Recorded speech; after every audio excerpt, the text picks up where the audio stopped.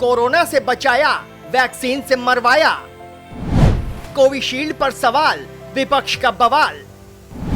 80 करोड़ लोगों को मौत का खतरा। मौत की वैक्सीन, जिम्मेदार कौन? जिस वैक्सीन ने करोड़ों लोगों को बचाया, आज वही वैक्सीन लोगों की जान ले रही है। जी हां, आज यही दावा किया जा रहा है जिससे कि लोगों की रूह कांप रही है, क्योंकि हिंदुस्तान में करीब 80 करोड़ लोगों ने मौत की वैक्सीन लगवाई, जिसका नाम है कोविशील्ड वैक्सीन। कोरोना वायरस जब रौद्र रूप अपनाया हुआ था, तब कोविशील्ड रामबाण साबित हुआ, लेकिन अब यही रामबाण मौत को दस्तक दे रहा है। यूपी के वाराणसी से एक ऐसा वीडियो सामने आया जिससे लोगों के दिलों की धड़कनें बढ़ गई। ये वीडियो एक जिम का है, जहां एक युवक ने वार्म अप करना शुरू ही किया था कि उसके सिर में तेज दर्द हुआ और अचानक वो नीचे गिर गया और दर्द से तड़पने लगा। इसके कुछ ही पलों में उसकी मौत हो गई। बताया जा रहा है कि युवक को ब्रेन हेमरेज हुआ था, जिसके बाद काल के गाल में समा गया, जिस पर यह दावा किया जा रहा है कि वैक्सीन की वजह से युवक की मौत हुई है। ये कोई पहला मामला नहीं है। पिछले कुछ सालों में चलते फिरते, उठते बैठते, नाचते गाते और जिम में अचानक ही कम उम्र के लोगों में हार्ट अटैक और ब्रेन हेमरेज के मामले देखने को मिल रहे हैं। वहीं इन दिनों देश में कोरोना वैक्सीन को लेकर भी विवाद छिड़ा हुआ है। कोविशील्ड वैक्सीन बनाने वाली कंपनी एस्ट्राजेनेका ने ब्रिटेन की कोर्ट में माना है कि इसके गंभीर साइड इफेक्ट भी हो सकते हैं।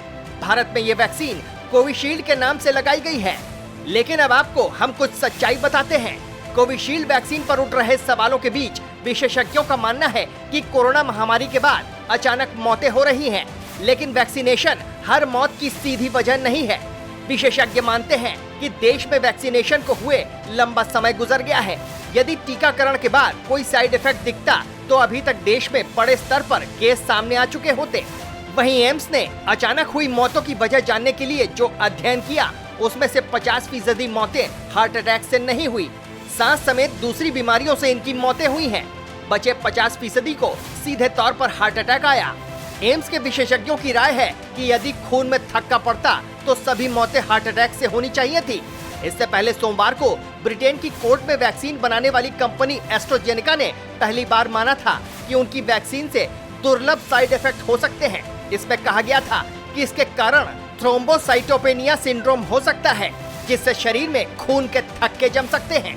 ऐसा होने पर पीड़ित को स्ट्रोक, हृदय गति थमने जैसी गंभीर समस्याएं हो सकती हैं।